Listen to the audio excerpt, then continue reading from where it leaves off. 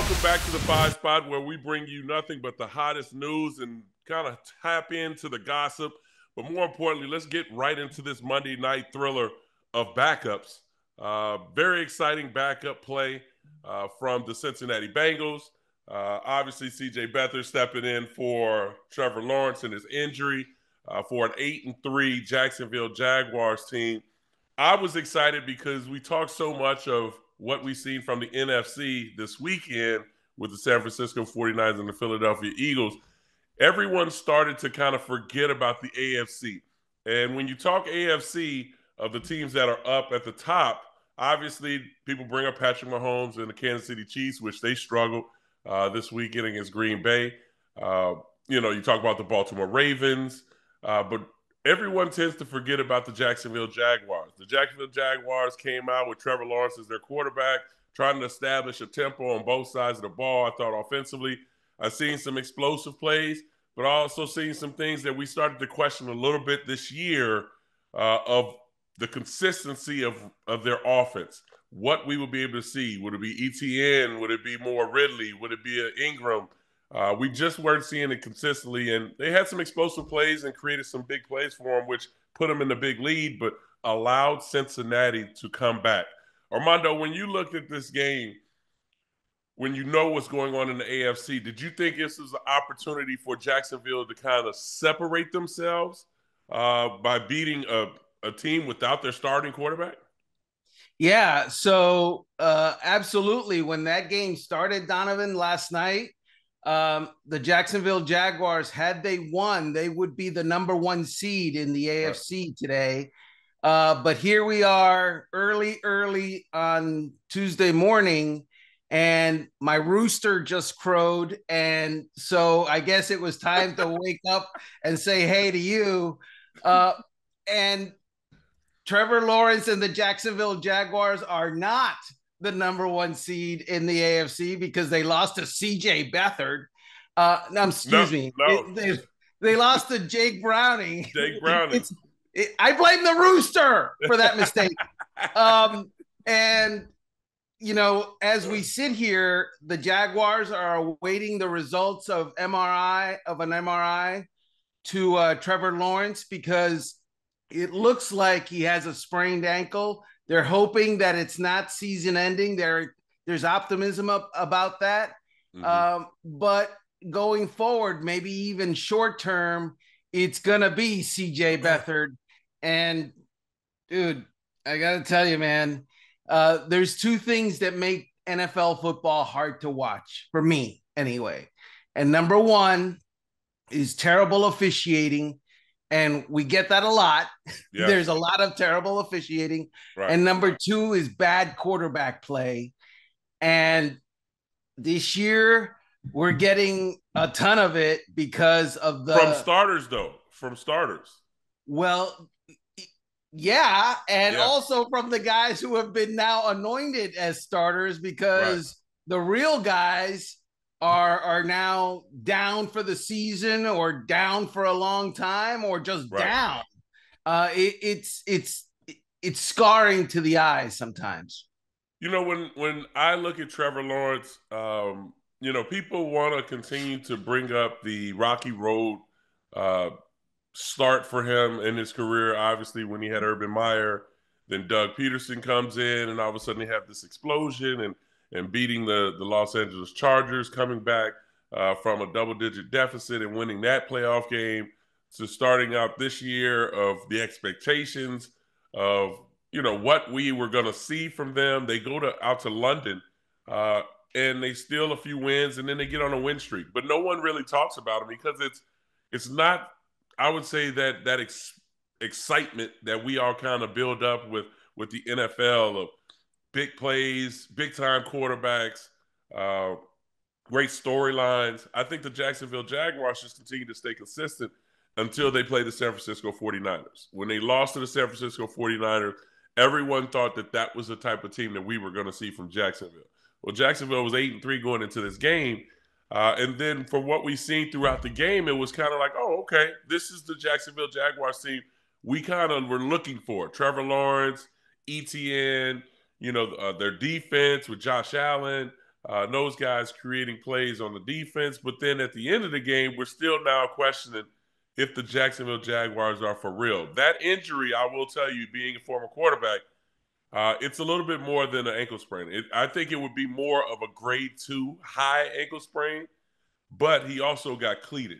Or those who don't know what cleated means is offensive linemen either wear the nubs on the bottom of their shoes, but on grass, some linemen will wear screws. So they'll wear the screw ins. And so now when you get stepped on that ankle, and the way that he stepped on him, his ankle displaced a little bit, but then when he rolled back on his ankle, that's when you started to really think, oh no, this could be serious, because that usually leads to a knee injury. So with the high ankle sprain, you can also have an MCL sprain with that by the way that he fell back. So I'm a little worried about Trevor Lawrence more with the injury than more of the Jacksonville's going forward. Yeah, I'd be, well, they're kind of tied in. By the way, listening to you say the word nubs. Yeah. Why is it that word makes me laugh? Nubs. Dude, I got to go get a dog and name it Nubs. It's like, I don't know, Nubs. So, the Jacksonville Jaguars, everything that we think about them is on them.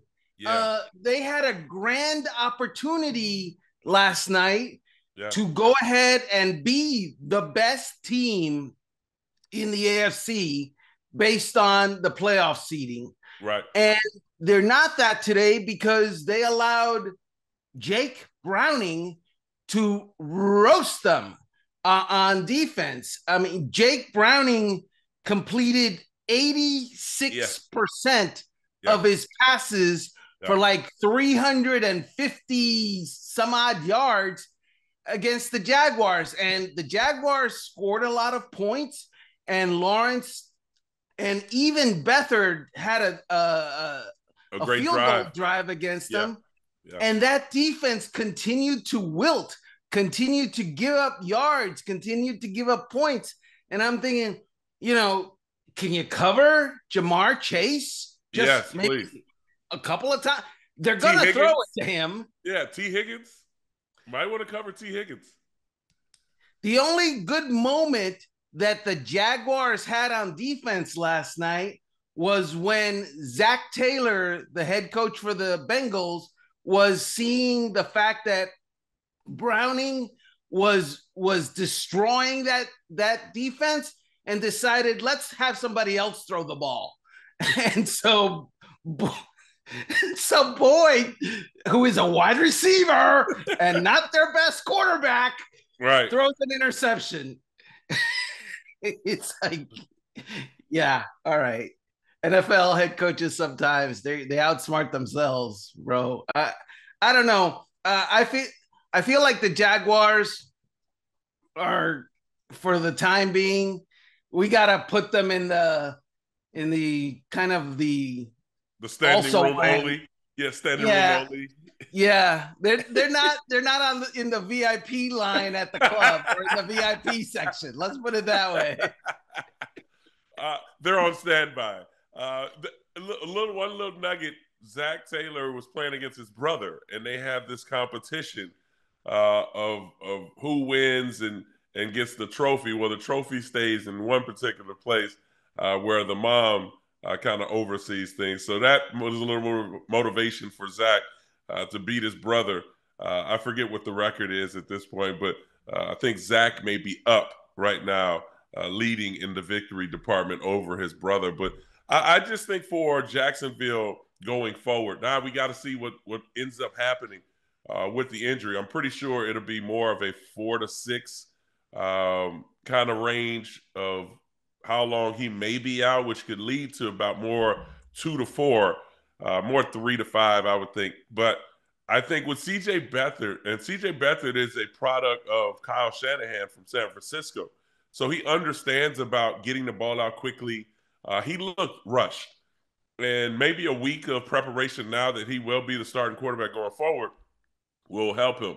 But I thought he was rushed. A couple of his balls were dying. Receivers had to go down for, which didn't need to versus that Cincinnati zone defense. That zone coverage that they were running left guys wide open, which led to them driving down for the field goal. So I just think for the Jacksonville Jaguars, I will not count them out because they're in a great position right now. And I think CJ can pretty much hold the fort down for the next few games, at least win 500 of them going forward until Trevor gets back. But I think we do need to keep an eye on Jacksonville.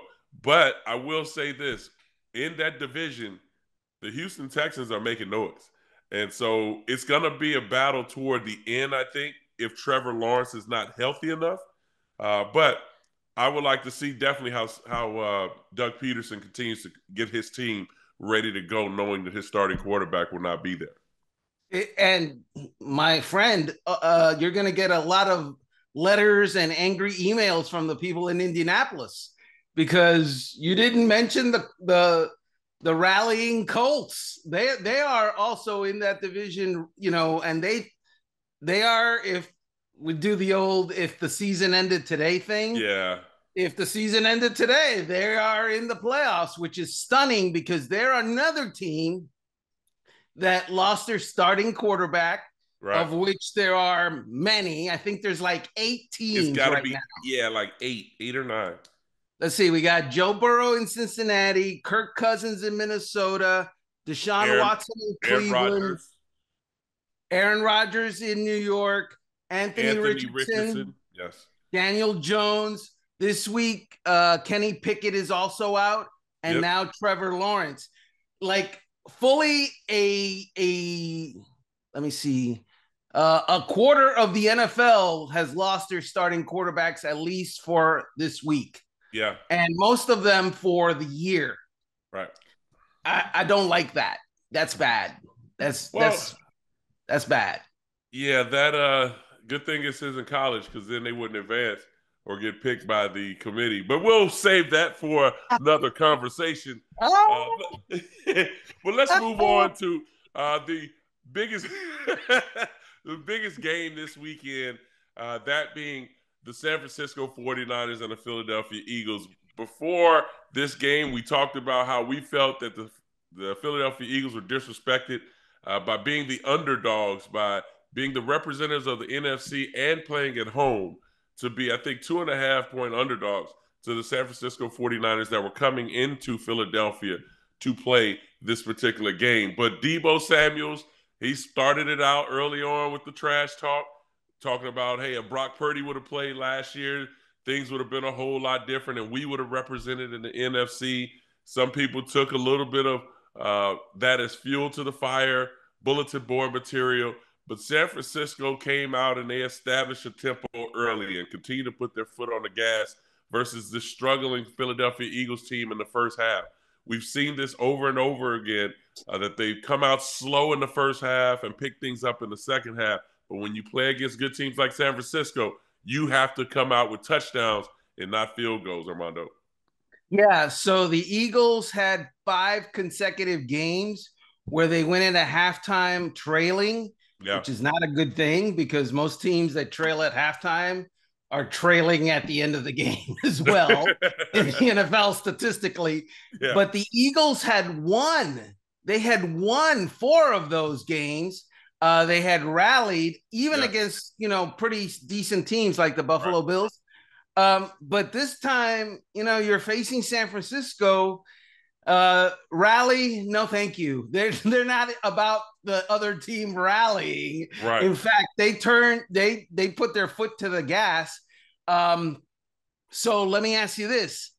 Was the NFC Championship game a mirage? Is San Francisco truly just better than the Eagles? Everything even, all, when it's 11-11 and not 10-11 like it was in the championship game last year? It's hard to say because, one, this was a regular season game, and regular season games are a whole lot different than playoff games. I think last year, remember, Philadelphia Eagles were on a win streak. They were hot at that particular time. And even with Brock Purdy, they were able to get pressure on Brock in the beginning. Now, what a lot of sacks, he didn't last long, but they were able to at least push the pocket And so who knows how that game would have ended up if Brock Purdy would have continued to play.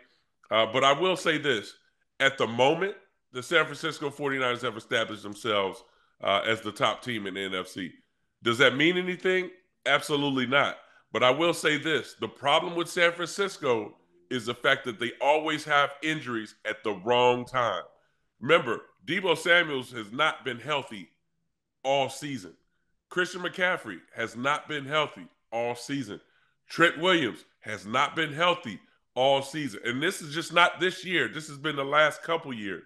So we don't know what may end up happening to them going forward. And last year, Philadelphia was the healthiest team in the NFL. No injuries to any of their big time players or even their secondary players, whatever it may be. So I think this is one for Philadelphia. We'll see how they overcome adversity because you talked about the 5 games where they struggled in the first half. That second half performance by the Philadelphia Eagles has been outstanding. And they've been against some good teams. Now, the San Francisco 49ers, I think confidence-wise, they're going to move forward. But the big thing for me and the question mark for them is who's going to get hurt next? You're like the Grim Reaper, dude. You're like coming for the 49ers. Like, yes. It's like, I'm here to collect ankle injuries. I'm here to blow up knees. It's like, okay.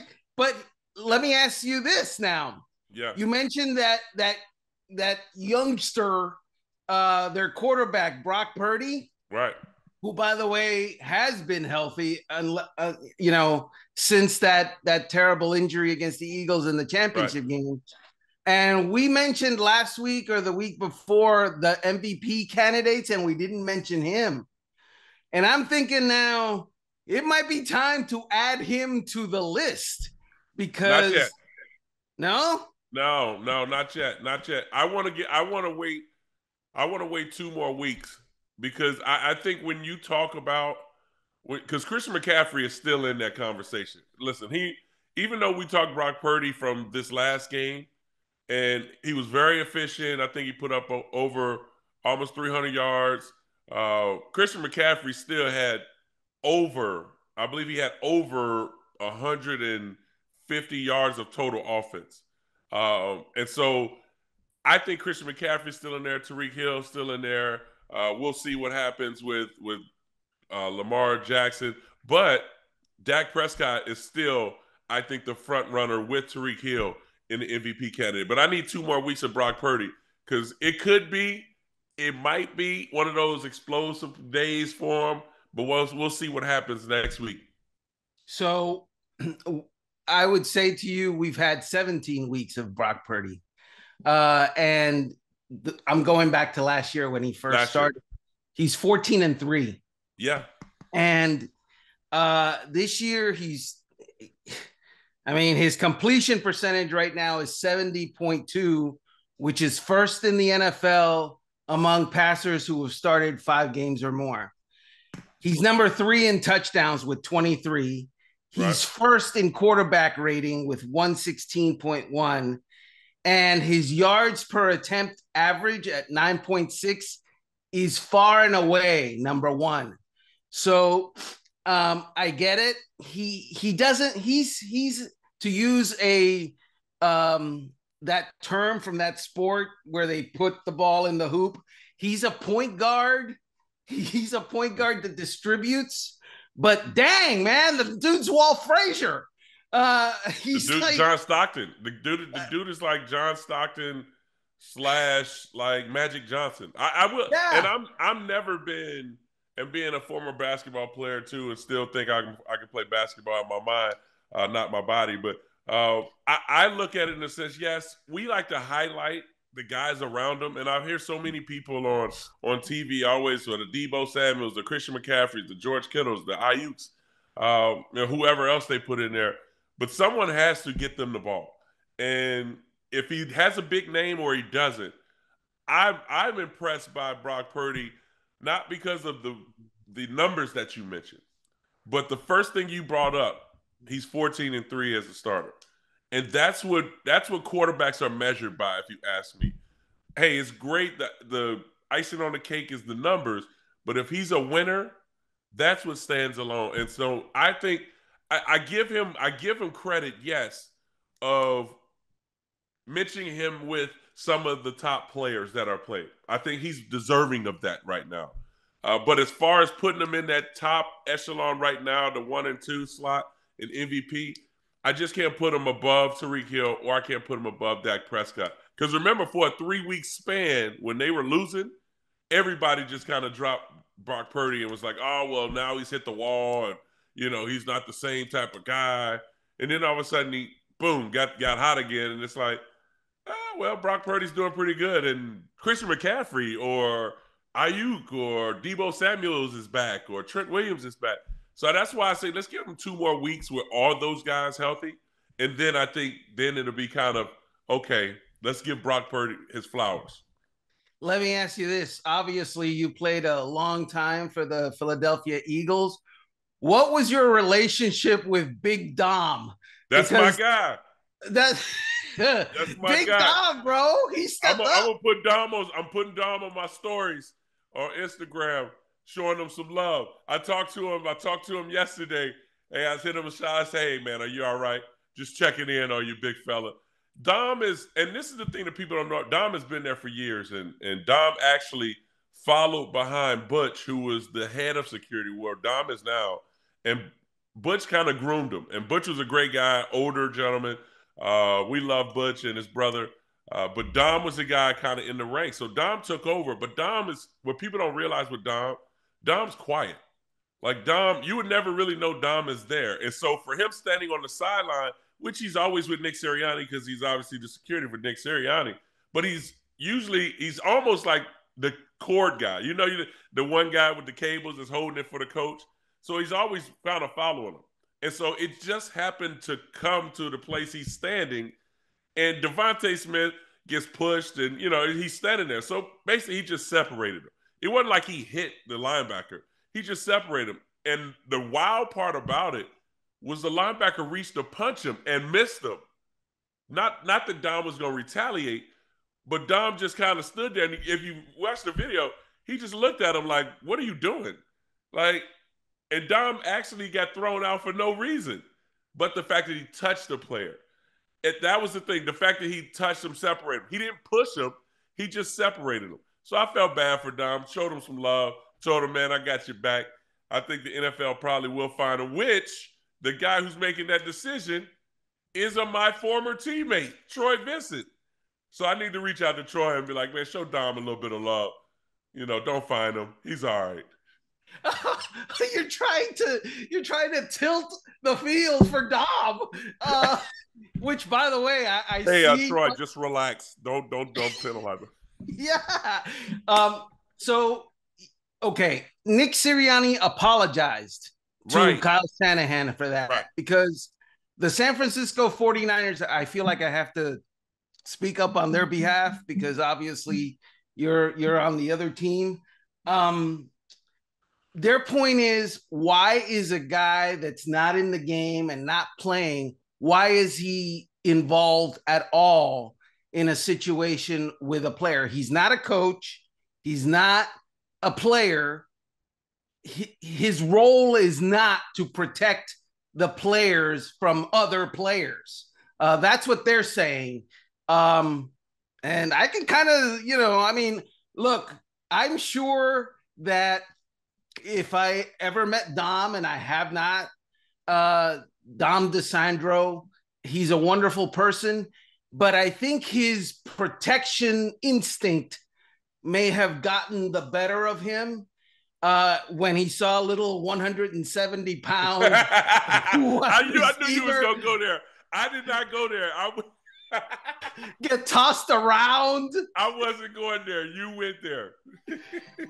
I mean, you got a linebacker that's 240 pounds, basically ragdolling your wide receiver, and I'm sure his big, German Shepherd instincts came up and decided, no, that's my guy. I'm gonna step up. But yeah, he is now facing, NFL review and possible fine and possible suspension, which if you're talking about a player, you get fined, that's not happy day for you. But if you're talking about a regular human being who doesn't make what players make, you're talking about a suspension and fines. Yeah, not pleasant, I'm sure. No, I'm right along with you. And hey, free Dom. We'll start that out in Philly. Keep that going for maybe a GoFundMe to help Dom out, so he's there taking care of Nick Sirianni at this regard. But I'm looking forward to what happens next for both teams. So I will definitely keep my eye on that. Just more of where we are. Let's continue to talk the MVP race right now for the NFL. Armando, give me your top four of as far as the MVP race is concerned. You talked about quarterbacks being out. You've also talked about teams that are on the rise. You talked AFC South of the Indianapolis Colts and obviously the Texans moving up right behind the Jacksonville Jaguars. The Green Bay Packers in the NFC North are starting to make a little bit of noise with have the Minnesota Vikings there. The NFC East, the Dallas Cowboys are starting to emerge. And these are all pretty much of their quarterback play that I mentioned. Because when I talk Indianapolis Colts, who's going to really bring up Gardner Minshew? Which Gardner Minshew has led this team as a veteran, to help this team be in this position. But all the other teams that I mentioned, usually it's their quarterback, and it has been their quarterback in the way they've been playing. So give me your top four. Except for Tyreek Hill, which you already mentioned. Right. I mean, I am stunned how he is able week after week after week after week after week to produce, and he is still on course for an unprecedented, never done before 2,000-yard receiving season. The one thing that came to my mind when we were talking earlier was you mentioned how Brock Purdy had that 3-game slide where he didn't perform to a certain level. And you mentioned the fact that those were games where Deebo Samuel were not playing. And you also mentioned Trent Williams was not playing. And as we talk about Tyreek Hill and his MVP campaign, we have to mention the fact that Tua Tagovailoa has remained healthy. Yes. Last year, Tyreek Hill was also on a 2,000-yard arc for the season receiving yards. And then Tua got hurt. And all of a sudden, he wasn't on a 2,000-yard for the season receiving arc. So the fact, and I've said this for years and years and years. You know that I am a Hall of Fame voter, right? Yes. Hall of Famers don't go in by themselves, in my estimation. You don't have a Hall of Fame coach unless he's got Hall of Fame players. You are not a Hall of Fame quarterback unless you had amazing, outstanding wide receivers and coaching. You're just not. Write that down. Yes. Yes. You should have thought about this when going, I'm pretty good. Yeah, but I ain't got no receivers. I didn't say that. You did. We're about the facts. It took a while. Andy, dude, receivers. I mean, come on now. Right? Yeah, you're right. You're right. Hey, Kansas City's going through it right now. Yes, absolutely. You see, you need it's like it's almost like freaking like socialism. Yeah, exactly. you need the collective, which Mike Tomlin loves to talk about. Me, I'm about freedom, but NFL, right. Collective. You need help. I don't know where I got off on this. We went from talking about the MVP to socialism. This is bad. But I mean, I think we're both tied together with our answers of where we are with the MVP, and And you brought up, I'm so glad you brought up Tua, because even if this is a kind of a contract year for Tua, the highlight has been Tyreek Hill and his success that he had. But Tua Tagovailoa has actually been playing very well. And the reason that we're in this position because the quarterback is getting them to him. So, I mean, we can say the same thing really in San Francisco, but it's reversed because we just mentioned Brock Purdy. Because we can bring up how important Deebo Samuels is to this offense in San Francisco. Now, a couple years ago, remember, he went through a contract dispute and he wanted to be labeled as a receiver and not really as a running back. And so he went through that fight and they were able to get it done. And ever since he's been back, it's been explosive plays after explosive plays with Deebo Samuels being healthy. Same thing we can talk about with Dak Prescott. You mentioned quarterback and receiver. In the early beginning of the season, they weren't getting the ball to CeeDee Lamb. Now all of a sudden you're getting the ball to CeeDee Lamb 8-10 times a game. Dak Prescott's putting out outstanding numbers.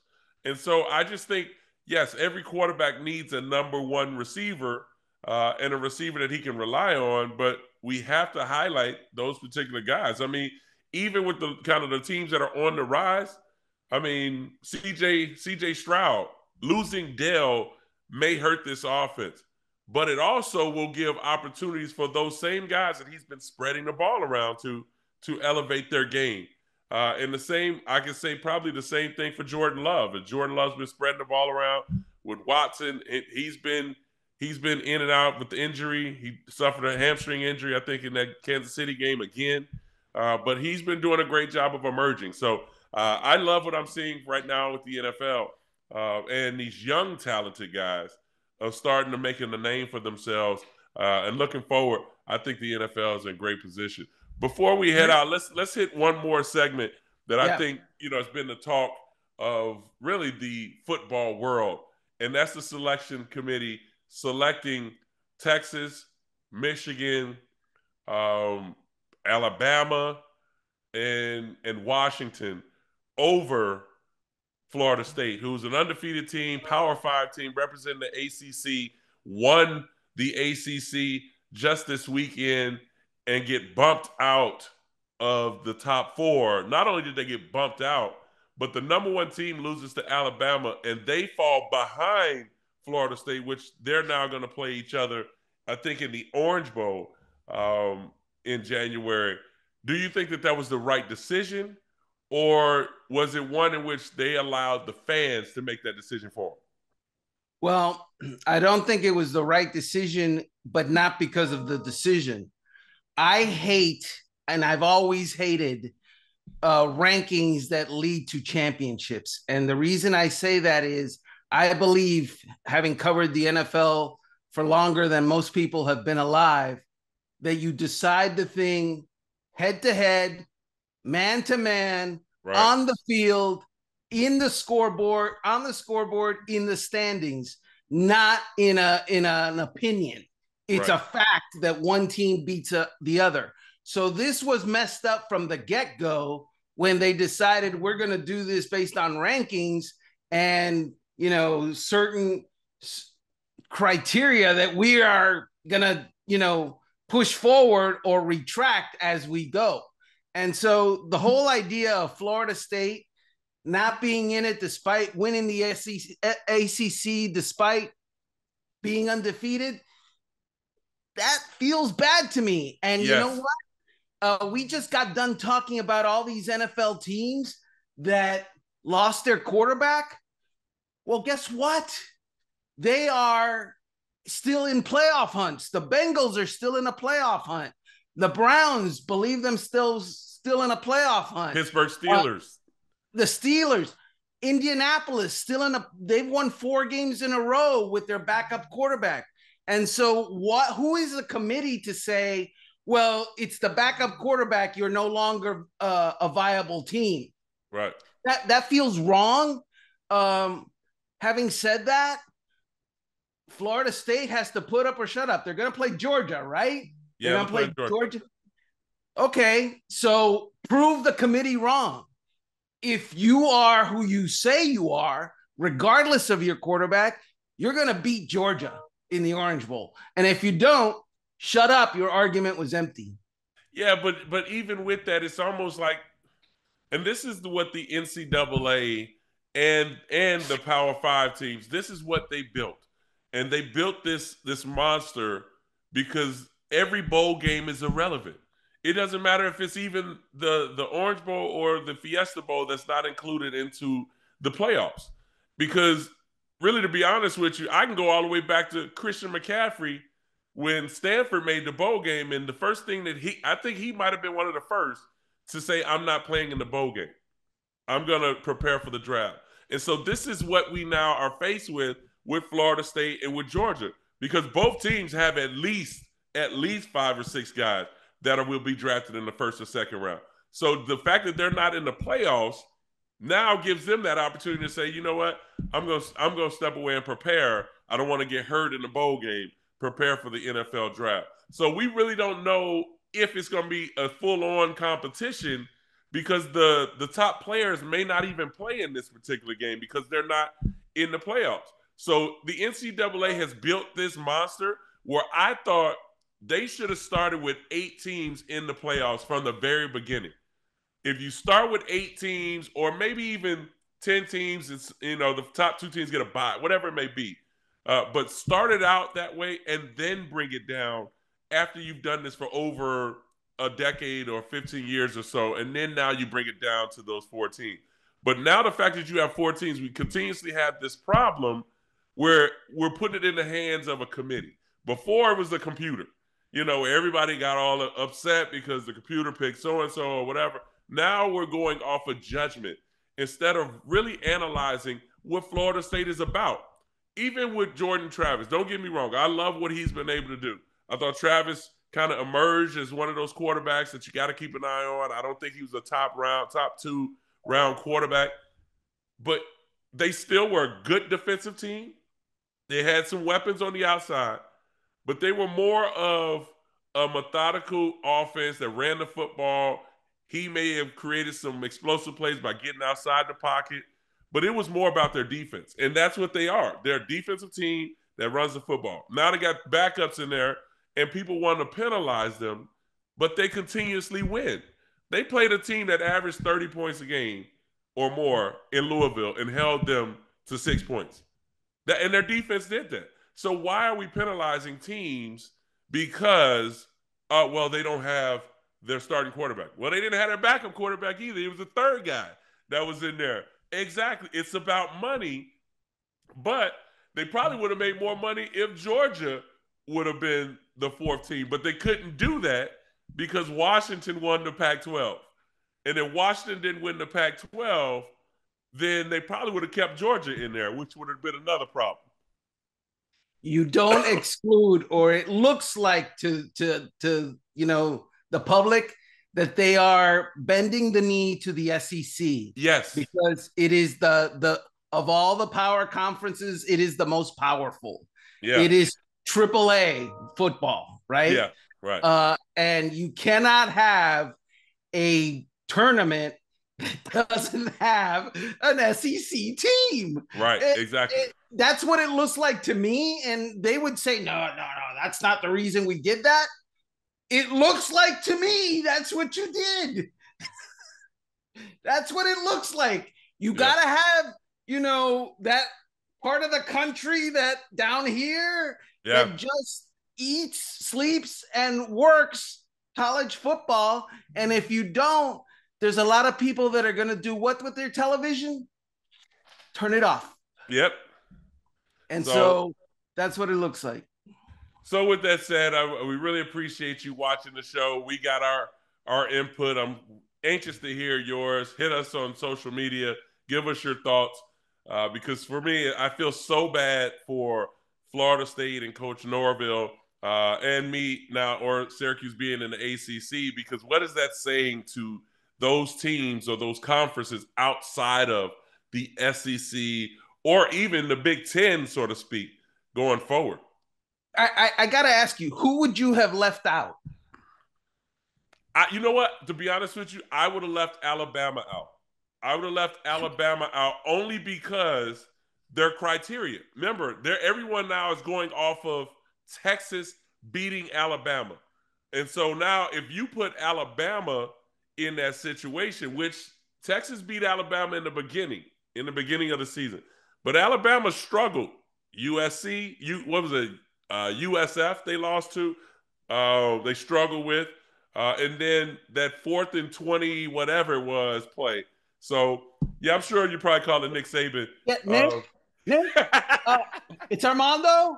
Yeah, I got Donovan McNabb here. He wants to leave you out. Yeah. Who is Donovan McNabb? You don't know who Donovan McNabb is? Oh, no. It's because he didn't have wide receivers. That's why. That's the reason. Yeah. Okay. You call him. All right. You talk to him. You'll talk at him. Okay. Sounds good. Thank you. Bye.